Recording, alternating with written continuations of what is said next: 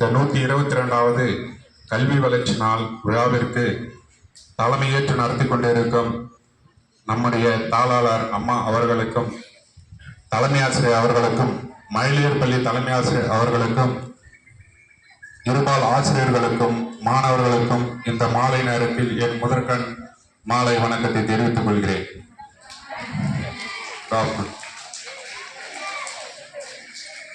100 இன்னல்களை சந்தித்திருந்தாலும், 1000 அவமானங்களை அடைந்திருந்தாலும், அந்த அணையா விளக்கின் அற்புதங்களை நாம் தொடர்ந்து பேசிக்கொண்டே இருக்கலாம்.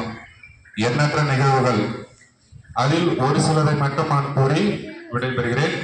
முதலில் பார்த்தீங்கன்னா, நம்மள மாரி அவரு கல்வி படிப்பு படிச்சுட்டு இருக்காரு. அவர் படித்த பள்ளியில ஒவ்வொரு ஆண்டும் என்ன பண்ணுவாங்க, விநாயகர் சதுர்த்தி அப்படின்ற ஒரு நிகழ்வு நடக்கும். அந்த நிகழ்வுல என்ன பண்ணுவாங்க, விழா முடிந்த பிறகு சர்க்கரை பொங்கல், ஏதாவது ஒரு இனிப்பு கொடுக்கணும் அப்படின்னு சொல்லிட்டு சர்க்கரை பொங்கல் கொடுப்பாங்க. அதுல என்ன பண்ணுவாங்க, மாணவர்கள் முண்டி எடுத்துக்கொண்டு வாங்க போவாங்க. நம்மளே என்ன பண்ணுவோம், மாரியம்மன் கோயில், விநாயகர் கோயில் எல்லாம் பார்த்துருப்பீங்க. பிரசாதம் கொடுத்தா நம்ம என்ன பண்ணுவோம், இப்படி ஒரு கையை நீட்டுவோம், இப்படி ஒரு கையை நீட்டுவோம். ஒவ்வொருத்தர் வாங்கிட்டு 2 முறை போவோம். அந்த மாதிரி எல்லாமே வாங்கிட்டு இருந்தாங்க. இவருக்கு என்ன பண்ண, அந்த ஒரு நிகழ்வு இவருக்கு பிடிக்கல. அதனால என்ன பண்ணாரு, எல்லாமே போயிட்டு வாங்கட்டும் அப்படின்னு சொல்லிட்டு ஒரு ஓரமா நின்று வேடிக்கை பார்க்குறாரு.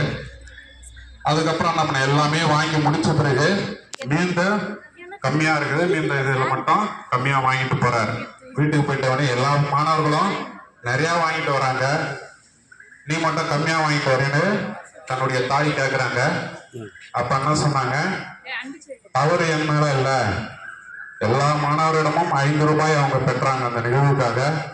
அப்ப அந்த பிரசாதத்தை அவங்க என்ன பண்ணிருக்கணும், சமமா பங்கிட்டு கொடுத்துருக்கணும். ஆனா அதை செய்ய அவங்க தவறிட்டாங்க அப்படின்னு தாயிடம் சொன்னார். இது ஏன் சொல்றான் அப்படின்னு சொன்னா, சிறு வயதிலிருந்து அவர் பிரச்சனையை சரியாக கையாளக்கூடியவர். சிறு வயதிலிருந்து அந்த பிரச்சனையை சரியாக கையாளக்கூடியவர். அடுத்து பார்த்தீங்கன்னா, நம்ம என்ன பண்றோம், மாணவர்களுக்கிடையே, நண்பர்களுக்கிடையே சண்டை போட்டு வரும்.